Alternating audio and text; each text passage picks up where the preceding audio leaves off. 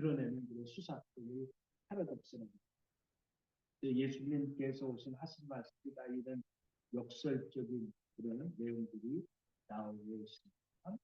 그래서 우리가 보기에 나쁜 것이 실제는 좋은 것이고 우리가 보기에 좋아 보이는 것도 나쁜 것일 수 있다는 그런 내용들이 나오고 있습니다.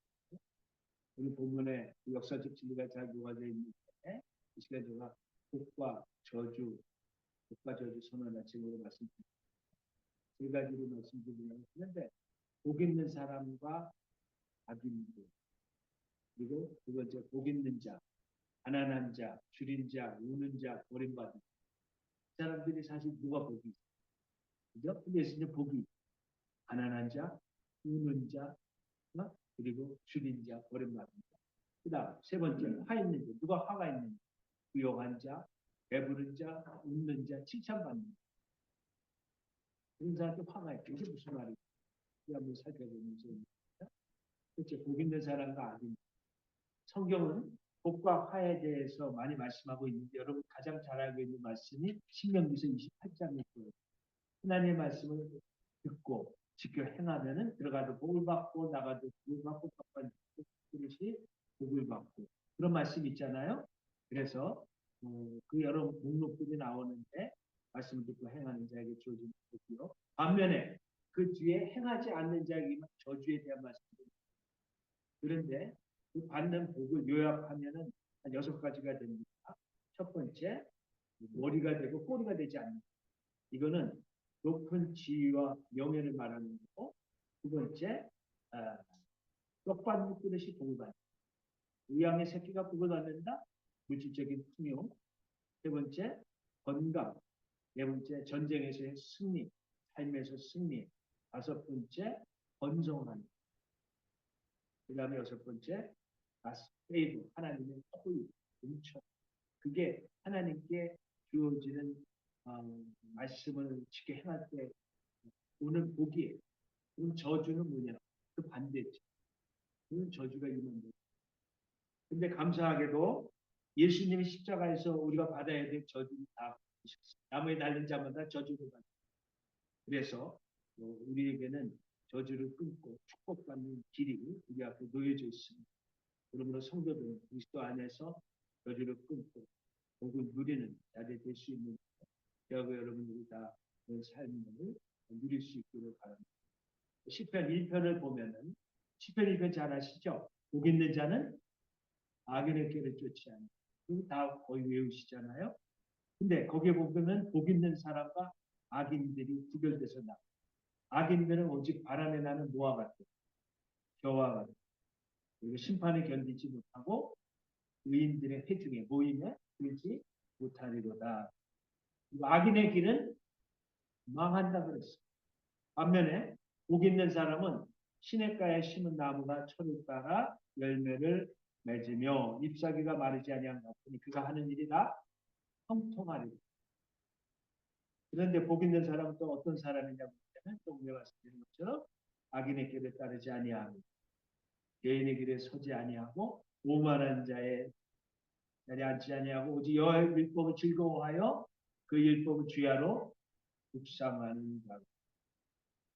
묵상하는 건 이렇게 생각하고 그런 것도 묵상이에요. 그런데 또 묵상은 어떤 의미가 있느냐? 그 묵상한다는 그 말의 의미에는 어떤 의미가 있냐면은 읊조리다는 읊조리다는 뜻을 생각하면서 감정이나 억양을 넣어서 낮은 소리로 읽거나 외우는 거다. 그러니까 여러분 오늘 우리 성경 공부들이 다시 성경 비절이 제자의 성경 공부, 성경 비절이잖아요. 이거 다 알아. 우리가 눈으로 읽으셔도 좋지만 소리 내서 잠듣게 이거 소리를 낼 때 아우는 그리고 찬양하면 왜 힘이 소리가 나가요. 그러니까 읍적이 작은 소리로 낮은 목소리로 읽거나 외우시기 바랍니다. 그래서 하나님의 말씀을 사랑하고 그 말씀을 묵상하고 읊조리고 외우거나 작은 소리로 읽고 그리고 말씀을 실천하는 사람이 복이 있다는 거예요. 또 에레미야 17장에는 복을 받을 사람과 저주받을 사람이 나와요. 실제로 복 받는 사람이 있고 저주받는 사람이 있거든요. 근데 누가 저주받는 사람이에요? 17장 5절에 보면 저주받을 사람이 어떤 사람이 이렇게 기록되어 있어요. 여호와께서 이와 같이 말씀하시니라. 무릇 사람을 믿으니 빼기 좋아. 이렇게 옛날에 우리는 많이 말을 했죠. 그죠? 사람을 믿으니 육신으로 그의 힘을 삼고 마음이 여호와께서 떠난 그 사람은 저주를 받을 것이다. 이 사람은 사막의 떡이나무 같아서 좋은 일이 오는 것을 보지 못하고 소금기가 많아서 사람이 살 수 없는 땅 메마른 사막에서 살게 될 것이다. 야, 메마른 사막에서 살면 어떻게 쓰겠어? 네, 반면에 여호와를 믿고 의지하는 사람은 복을 받을 때 그는 물가에 심은 나무와 같아 뿌리를 개울가로 뻗으니 잎이 언제나 푸름으로 무더위가 닥쳐와도 걱정이 없고 가뭄이 심해도 걱정이 없다. 그 나무는 언제나 열매를 맺는다. 여러분은 사람보다 하나님을 의지하고 사람이 힘이 되어 주려니 하고 사람을 믿는 자가 아니라 하나님을 온전히 믿고 있습니다. 사람을 믿으면 실망할 때가 너무 많아요. 그 사람이 나한테 돈을 좀 꿔주려고 그 사람이 나한테 좀 도움이 되고 근데 안 도와줘. 그럴 때가 많잖아요.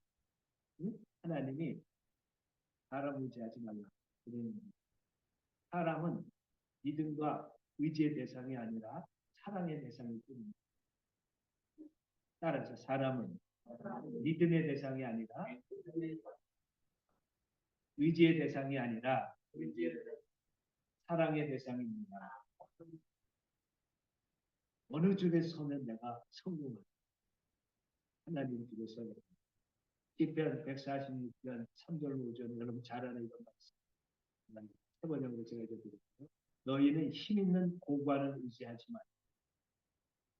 구원할 능력이 없는 사람을 의지하지 마.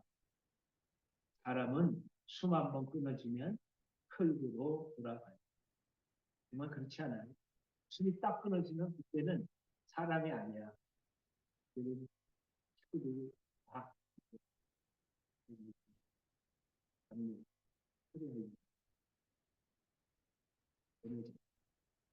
딱 숨 한 번 끊어지면 흙으로 돌아가요. 그가 세운 모든 계획이 바로 그날로 다 사라지고 만다. 야곱의 하나님은 자기의 도움으로 삼고 자기의 하나님이신 주님께 희망을 거는 사람은 복이 있다. 하나님 의지하고 하나님께 소망을 둔 자 여러분 되시기 바랍니다. 오늘 본문에도 복 있는 사람과 화 있는 사람에 대한 말씀이 나오잖아요. 마태복음에는 산상설교가 나와요.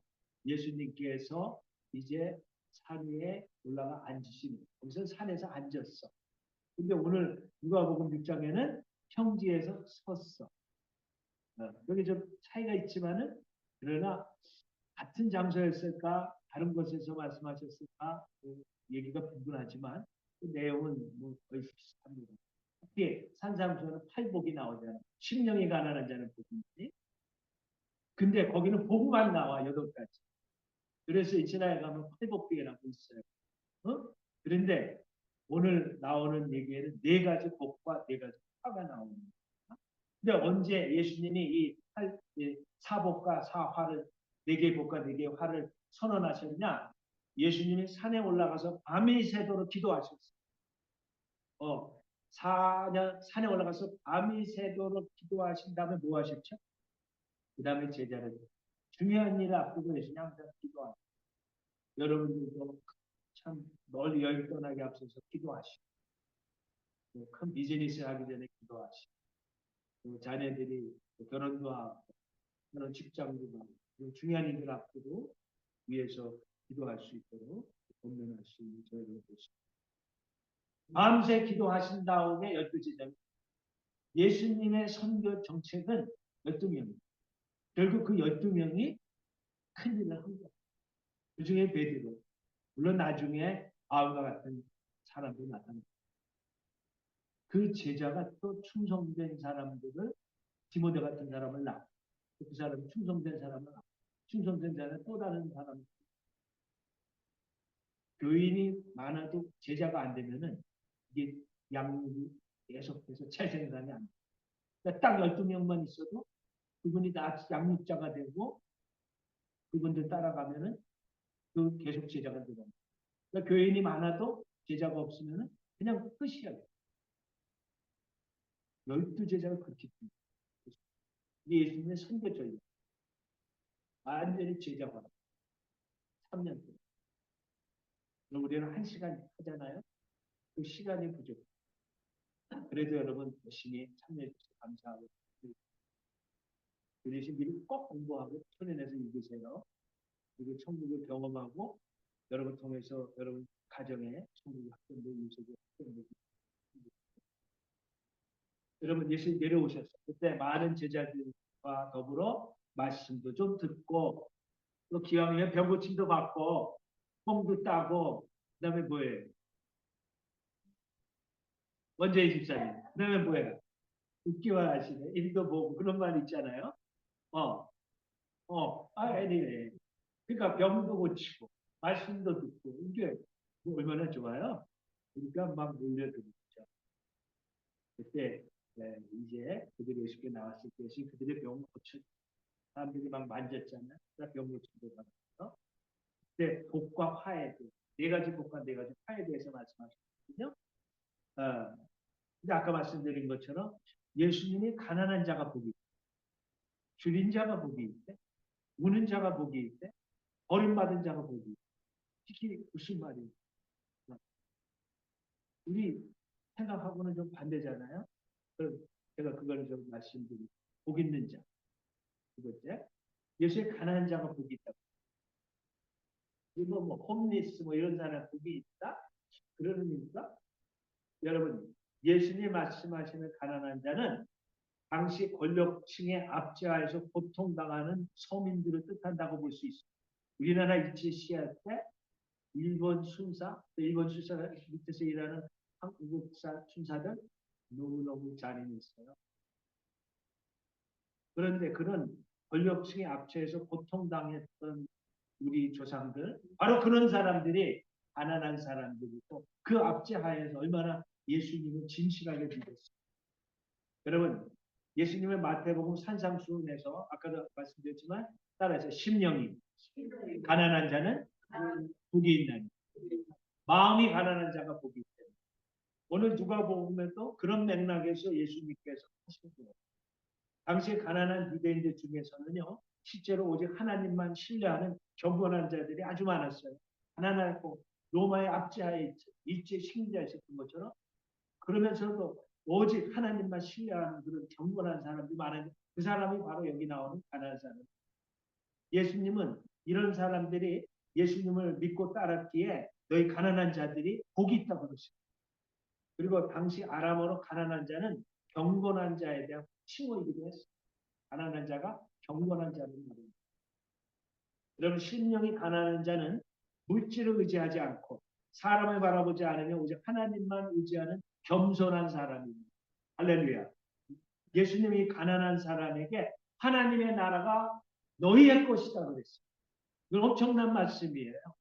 하나님의 나라가 너희의 것이 될 것이다. 미래 시제로 오늘 얘기하신 것이 아니라 지금 하나님의 나라가 너희 것이 되는 거예요. 이건 엄청난 그 교훈이 이 속에 담겨 있잖아요. 너희가 앞으로 이제 계속해서 이 하나님의 나라를 경험하게 될 것이다. 지금도 삶 속에서. 할렐루야. 근데 하나님의 나라가 왜 이렇게 중요하냐? 하나님의 나라가 영어로 하면은 Kingdom of God이에요. 다시 하나님이잖아. 킹덤은 왕국이라는. 왕국에는 반드시 왕이 있어야 돼. 그 왕이 누구냐? 하나님, 예수님이야. 그런데 왕이 자기 백성을 통치할 때 자기 백성을 보호해 주죠. 미국이 자기 백성을 딱 보호해 주죠. 그죠? 보호가 있지. 그 다음에 왕이 통치하는 곳에 그 왕들의 백성을 인도하죠. 공급되죠. 먹을 게 떨어지지 않고. 여러분, 예수님을 믿고 물질과 사람을 의지하지 않고 하나님만 의지하는 경건한 사람에게 예수님이 왕으로서 그의 삶을 책임지시고 통치하신다는. 그래서 복이 있다는. 가난한 자는 복이 있나니 하나님의 나라가 저희 것이 될 것이가 아니라 하나님의 나라가 저희 것이 지금.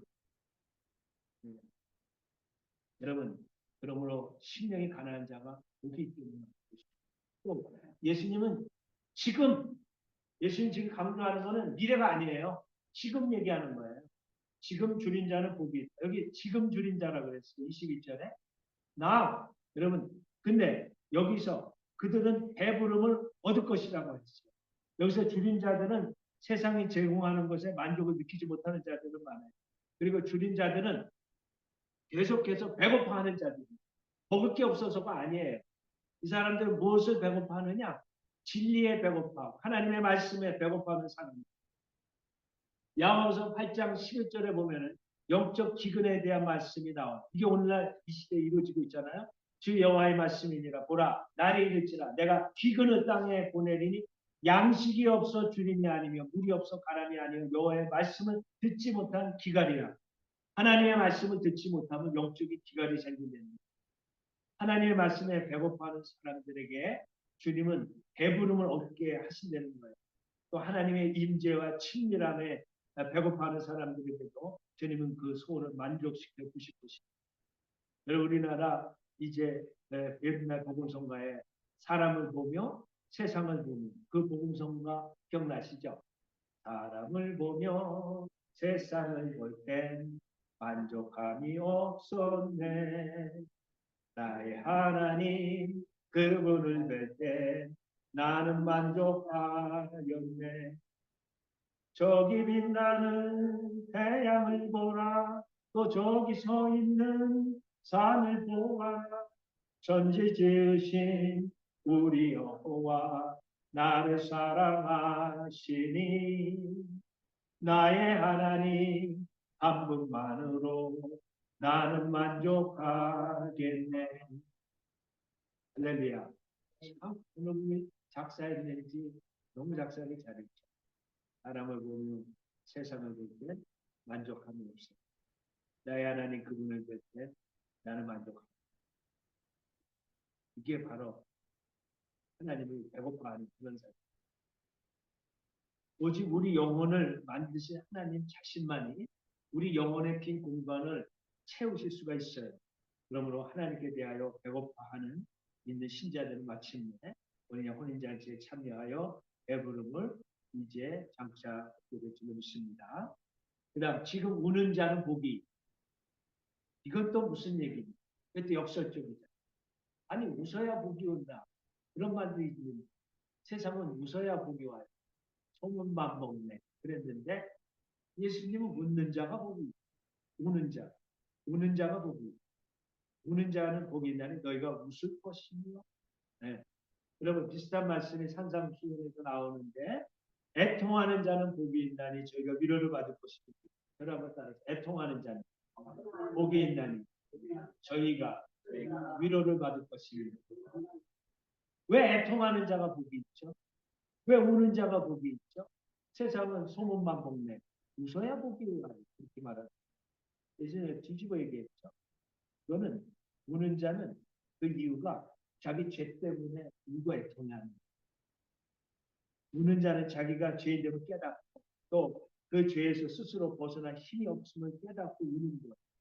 그리고 자기 죄뿐만 아니라 나라의 죄, 단체의 죄, 교회의 죄 때문에 슬피 우는 자에게 위로가 임할 것이라고 주님께서 말씀하셨습니다.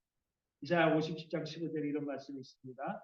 지극히 높으신 분, 영원히 살아계시며 거룩한 이름을 가지신 분께서 이렇게 말씀하십니다. 잘 들어보세요. 하나님이 누구랑 함께 하시나? 내가 비록 높고 거룩한 곳에 있으나 겸손한 사람과 함께 있다.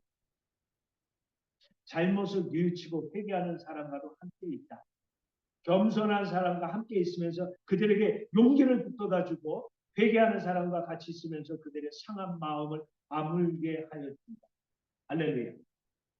여러분, 우는 자, 겸손하여 하나님 앞에 회개하는 자, 잘못을 뉘우치고 애통해하는 자들과 주님께서는 함께 하시고 그들의 영혼을 소성시켜 주신다는 그런 말씀입니다. 그리고 또 산상수훈에는 이런 말씀이 나와요. 의를 위하여 핍박을 받는 자는 복이 있는 그런 말씀이 나오죠. 오늘 평지설교에서는 신자에게 임할 장차 이 세상의 핍박에 대해서 구체적으로 이제 명시가 되어 있습니다.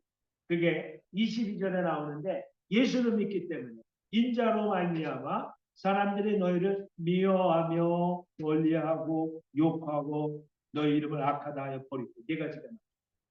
예수를 믿으면 사람들이 우리를 박수치기도 하지만은 때로는 어떻게 한다? 미워한다. 여러분 다 같이 시작.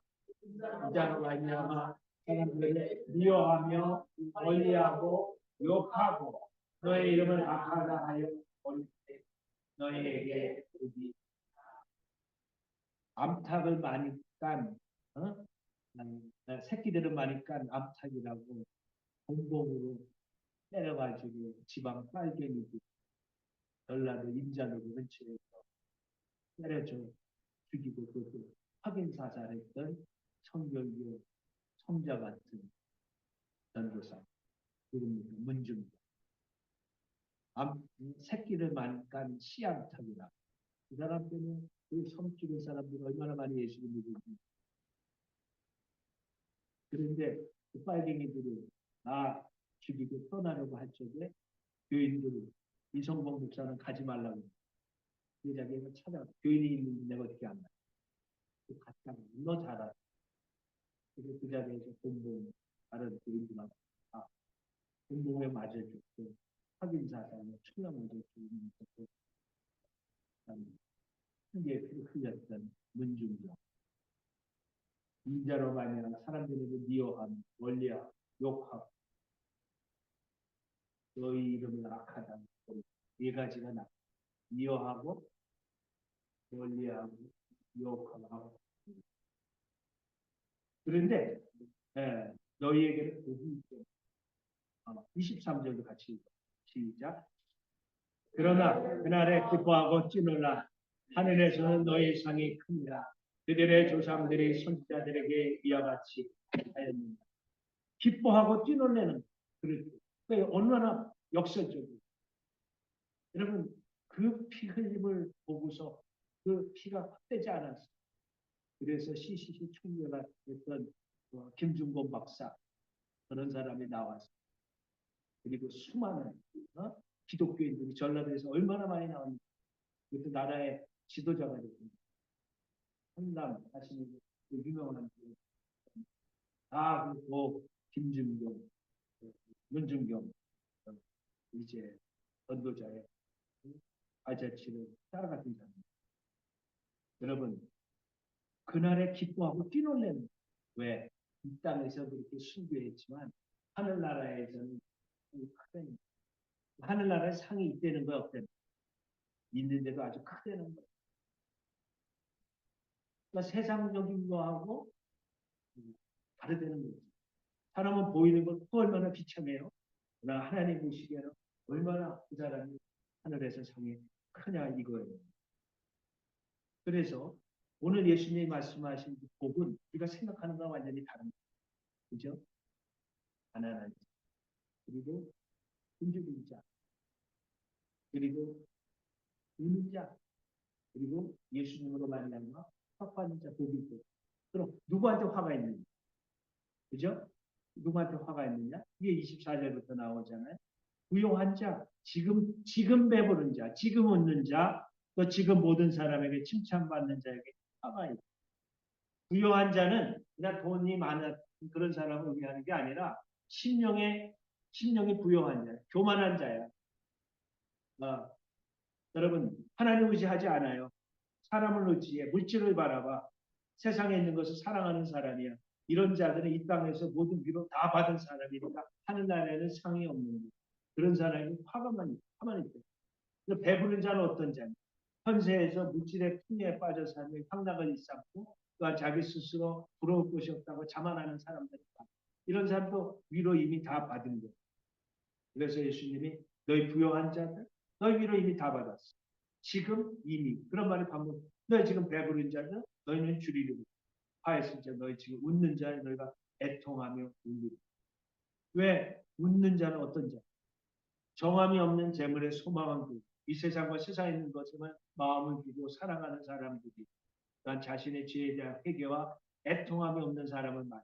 그들은 하나님 앞에서 웃음을 슬픔으로 바꿔야 한다고 주님은 말씀하는 것이죠.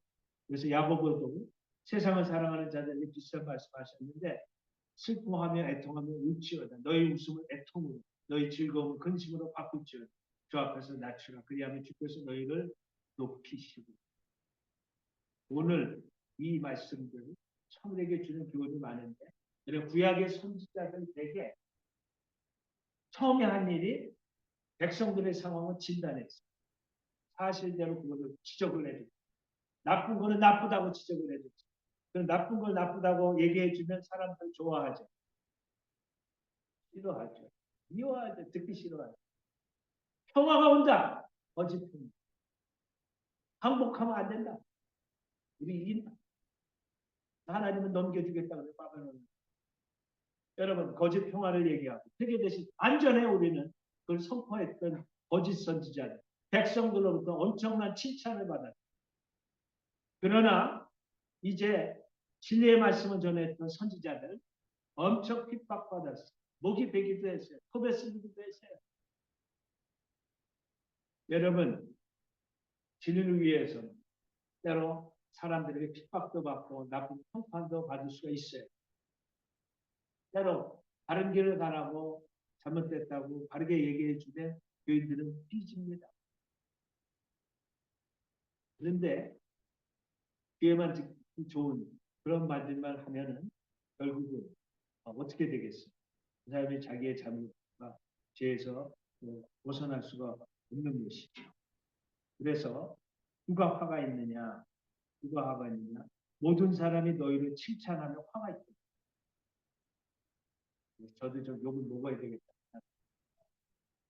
뭐 여러분이 다 저를 칭찬하고 다른 사람 다 저를 칭찬하면 내가 문제가 있는 거예요.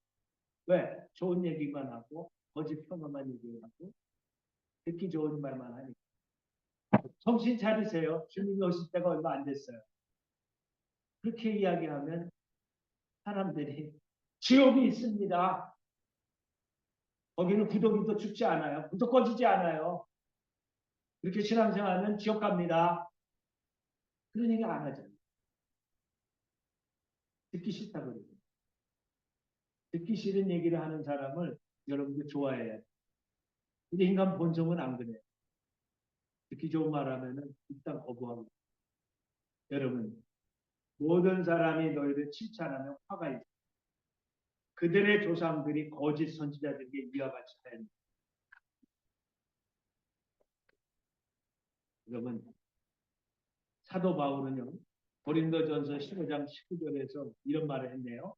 만일 그리스도 안에서 우리가 바라는 것이 다만 이 세상의 삶뿐이면 모든 사람 가운데서 우리가 더 불쌍한 자이리. 여러분 이거 보세요. 만일에 그리스도 안에서 우리가 바라는 것이 다만 이 세상의 삶뿐이면 모든 사람들 가운데 우리가 가장 더 불쌍한 자라고 그랬어요. 세상적으로 보면 얼마나 불쌍해요. 아우 그렇고 베드로도 거꾸로 못 박고 십자가에 못 박고 죽고 12제자들 거의 다 순교당했잖아요. 얼마나 불쌍해. 그런데 이 땅에서의 삶이 전부가 아니잖아요. 예수님이 말씀하시는 거는 눈에 보이는 게 전부가 아니라는 거예요. 그래서 이 세상의 삶이 전부인 줄 알고 이 세상에 집착해서 사는 사람은 불쌍한 자고 그들에게 화가 미칠 것입니다. 그러나 우리 성경은 보이지 않는 것을 바라보고 이 생만이 아닌 그 후의 삶까지도 바라보기에 우리가 복이 있는. 오늘 예수님 말씀하신 대로 저와 여러분들이 복 있는 자가 될 수 있도록 바랍니다. 마태복음은 8복, 8가지 복의 선언이 있었지만 오늘은 사복의 선언이 있었고 사화가 나왔어요. 그래서 이상하게 사람은 복을 좋아해서 마태복음을 좋아해요. 8복만 나오니까. 누가복음에 나오는 사복, 사화는 알지도 못해. 알고 싶지도 않고 잘 알지도 않아. 그러나 사복과 함께 사화도 굉장히 중요한 것을 예수님이 말씀하고 있습니다. 사람을 믿고 재물을 의지하고 세상을 사랑하는 자가 아니라 심령이 가난한 하나님께 대하여 계속적으로 배고파하고 그 말씀에 배고파하고 자기 죄를 인해서 애통함을 회개하고 진리를 위하여 듣기 싫은 소리도 듣고 때로는 하고 믿음으로 핍박을 받을 각오를 하며 살아가는 저 여러분들 그래서 온전한 주님의 제자가 될 수 있기를 축원합니다. 아멘. 기도하겠습니다.